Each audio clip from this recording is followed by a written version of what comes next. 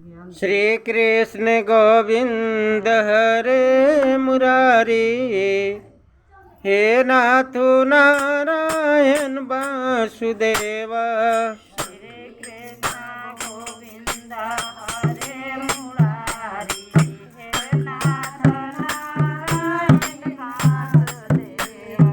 श्री कृष्ण गोविंद हरे मुरारी, हे नाथु नारायण वासुदेव।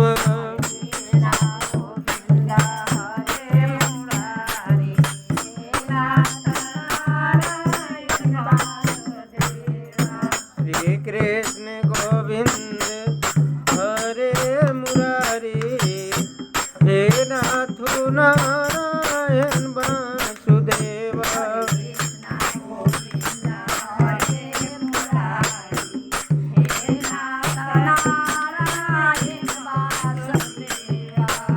हरे राम राम राम हरे हरे, हरे कृष्ण कृष्ण कृष्ण हरे हरे।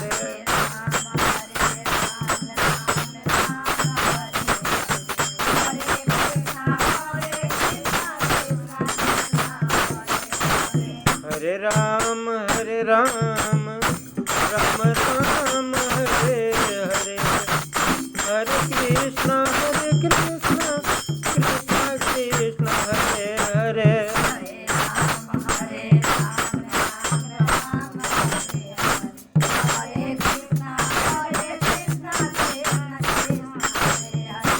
श्री कृष्ण गोविंद हरे मुरारी, हे नाथु नारायण वासुदेव।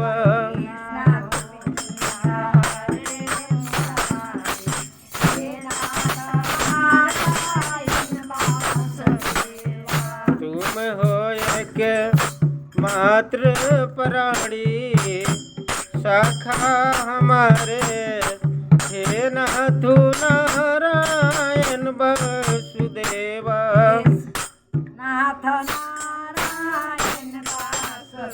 सुदामा जी के सखी रहे कृष्ण भगवान, यही से कहल बा कि तुम एकमात्र प्राणी सखा हमारे, हे नाथो नारायण वासुदेव।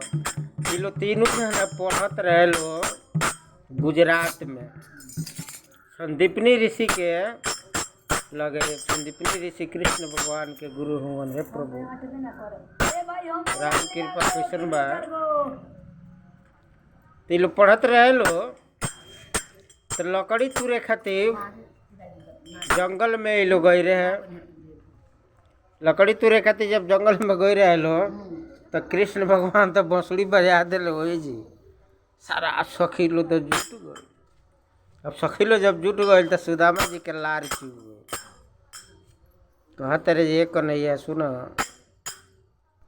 तू हेतना सखी सहेली रखले बड़ा, ये गो में से हमरों के सखी तू दे दो तो बड़ा बढ़िया रही। कन्हैया जी कहने की ठीक बा सुदामा भैया तारा के सखी दे, चिंता मत कर। तो देखी भगवान के मारल केहू से ना बर्दाश्त हो सकेला, बाद में उनकरा मेरा जाए के पड़ी। कृष्ण भगवान करी सुदामा जी से जे सुदामा भैया को काम करो, काल सवेरा ही उठी है सबसे पहले। रोजो स्नान हमने के करे चली से समुंदर में, तो काल आधा घंटा पहले चलल जाई, तब न सखी लोग से भेंट कराए, बंसुरी बजाए, तब न आई लो। सुदामा जी तो कहले कि चलो बड़ा बड़ा बढ़िया के बात बा। सवेरे ही अब कन्हैया से आगे ही जाग गई, बड़े चाव हो गई इनकरा। उ सब ऐसा चीजें है कि उनकरा चाव हो गई। हाँ बस ये सुदामा जी से कृष्ण भगवान कहले बनी कि गमछा में ले लो नहाए के पड़े। बस ये चल गई लो।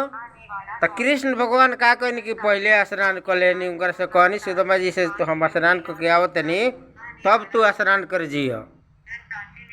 तो कृष्ण भगवान अपन अंगोछी रख देनी, जब पहले नहीं तो जाके स्नान करके आ गई, अपन कपड़ा बदल लेनी, ओकरा बाद कहन ये सुदामा भैया सुन, तुहू कपड़वा जौन ले बड़ धो दो, जौन पहनले बड़ तौन पहनले जा, स्नान क के ओइमे अपन कपड़वा फिर खींच के पोछ लिया दे हो। सुदामा जी कहने कि चलो ठीक है बा। भाई सुदामा जी कपड़वा धो के जब गनी स्नान करे खातिर, जब डुबकी मरले बड़ी नु कन्हैया जी वैसा न बान मरनी कि एगो बड़का मछरा भेज दिल बनी। आ मछरवा से कहले बनी कि एगो काम कर, पीठ पर बैठा के इनकरा के वो पर कहो। अब बड़का मछरा माया का मछरा रहे, अब ये डुबकी मरले बड़े टप दे इनकरा के वो लोक ले लबा, बस पहुँचा आइल बा। अब तो ये पहुँचा दिल बा। अब जब ओरे निकलत रहे तो कहते रहे कि बाप रे बाप हम कहाँ आ गई, अभी भकवेल बड़े जा रही डुबकी लगोनी कहाँ हिजी कहाँ से आ गई। अब देखते रहे कि भाई 10 तरकुल ये नीचे बड़े, 10 तरकुल ऊपर कुली बांध बून पत्थर सत्तर दूसरा एथी में चल गई। अब कैसहूँ चढ़त चढ़त चढ़त चढ़त ऊपर भइल बड़े, जब ऊपर गइल बड़े तब कहते रहे बाप रे बाप हम कहाँ आ गई, ये कृष्ण तू कहाँ बड़ो। कन्हैया जी कहते रहे कि अब तू जा, हम जहाँ बानी तहाँ बानी, अब तू अपन देखो तेरा सखी न चाहे खुद सखी। अभी उतर के बनवा पर से जब ढूलल बड़े रास्ता हसई तीराबाती रास्ता अपन ढूलल बड़े, गांव एगो लोकल बा, बस ये जाए लगल तले वो गांव के राजा मर गए रहे।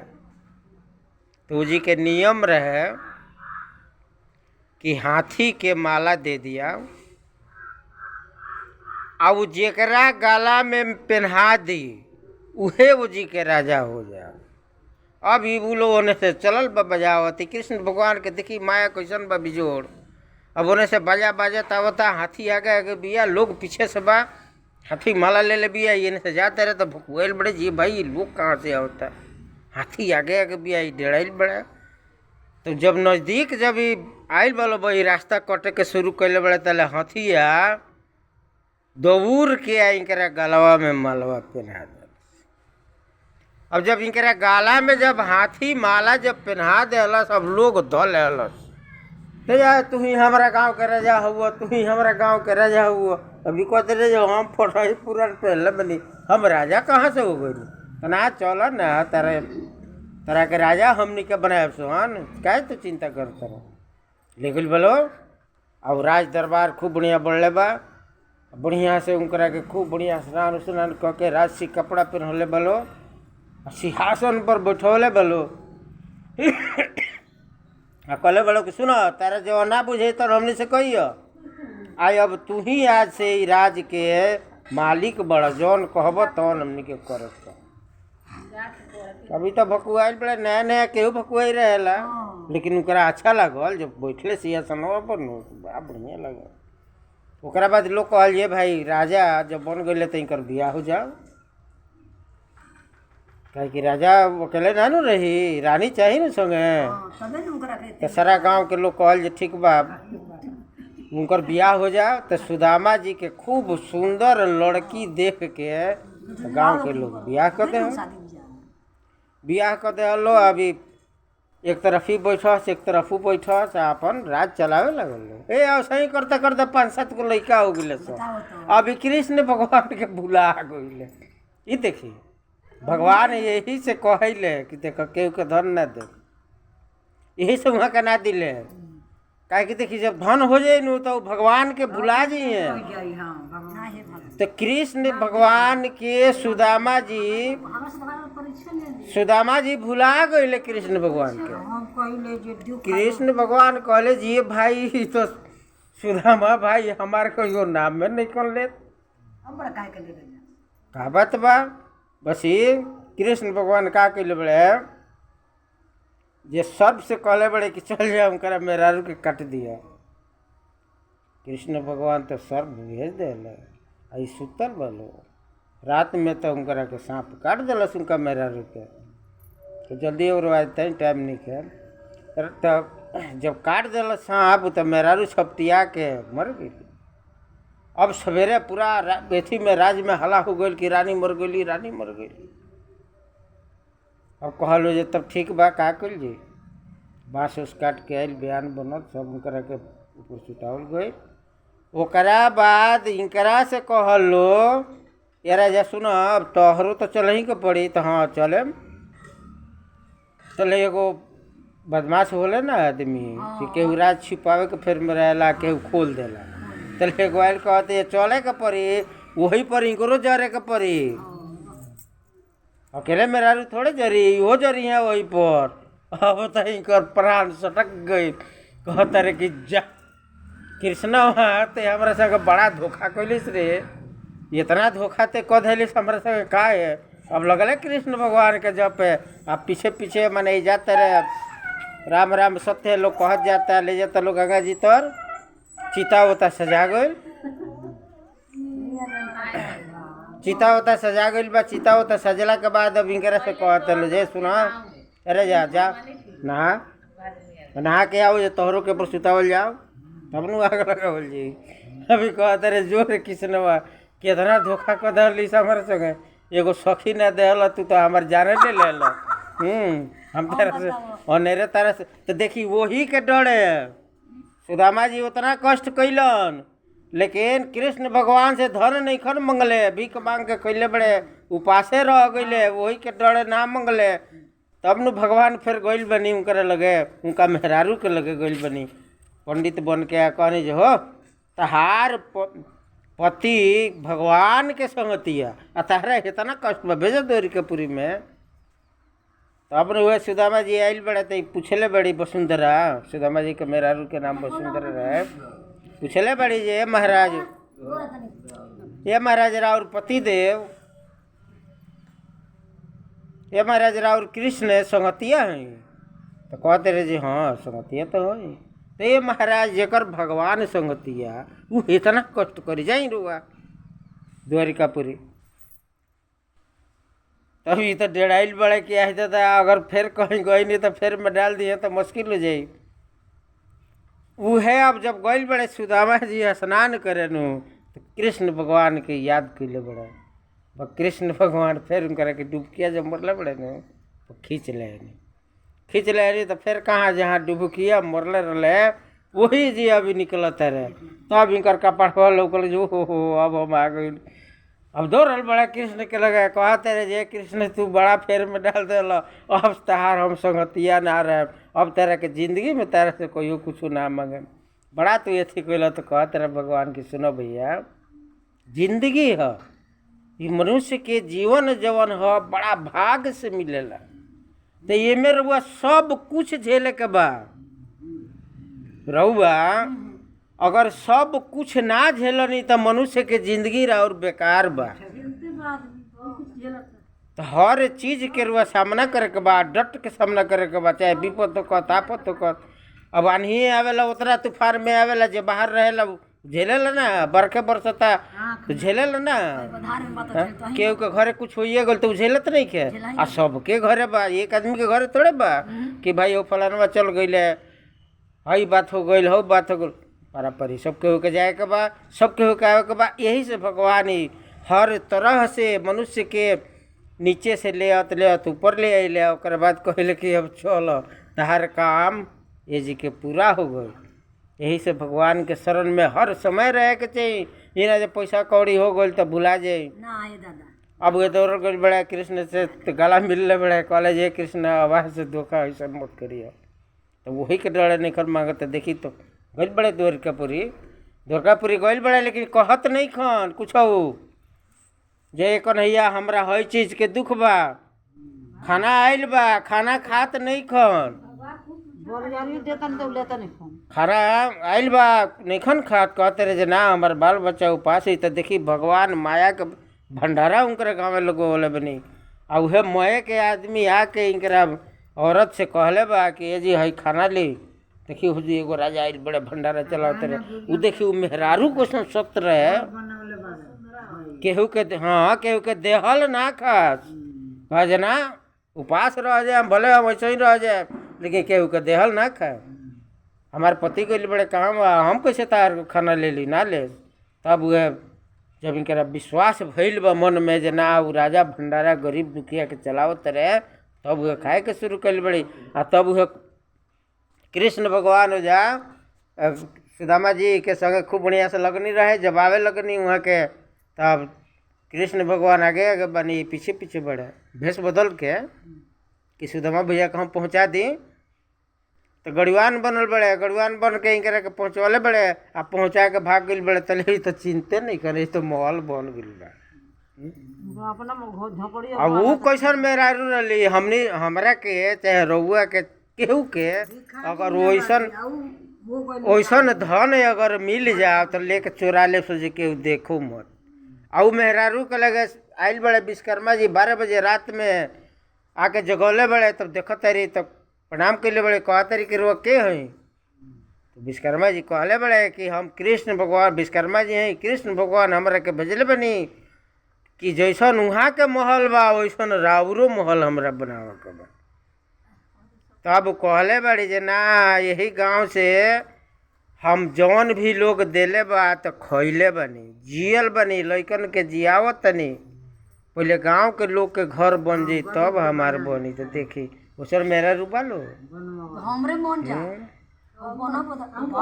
तब ने सारा गइल बड़े वो जाके कहले बड़े भगवान से। तो भगवान कहले बनी कि हाँ बनावा सारा लोग के।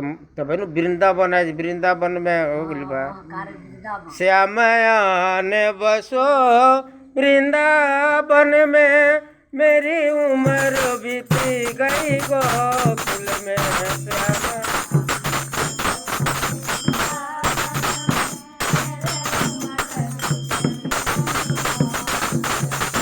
श्यामयान बसो वृंदावन में मेरी उम्र बीती गई गोकुल में। श्यामयान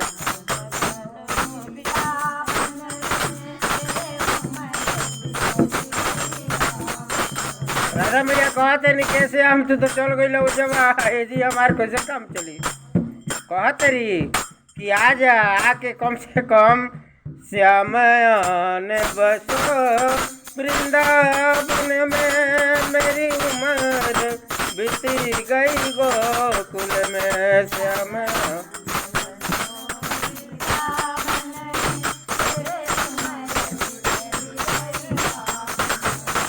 श्याम रास्ते में बाग लगवा देना। श्याम रास्ते में बाग लगा देना। चुनु तन करके पूजा करूंगी श्यामयान बसो वृंदावन में मेरी उम्र बीत गई गोकुल में।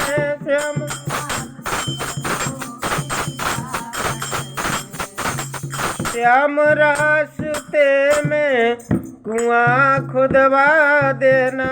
श्याम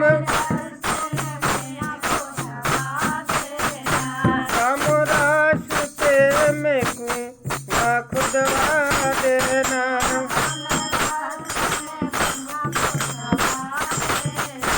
तुझे मल मल के नहवाऊंगी, तुझे मल मल के नहवाऊंगी।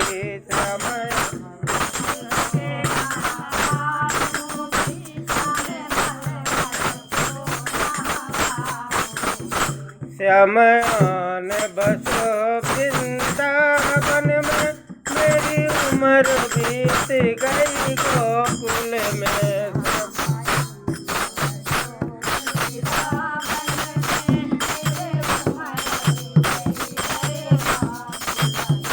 श्यामयान बसो वृंदावन में मेरी उम्र बीती गई गोकुल में।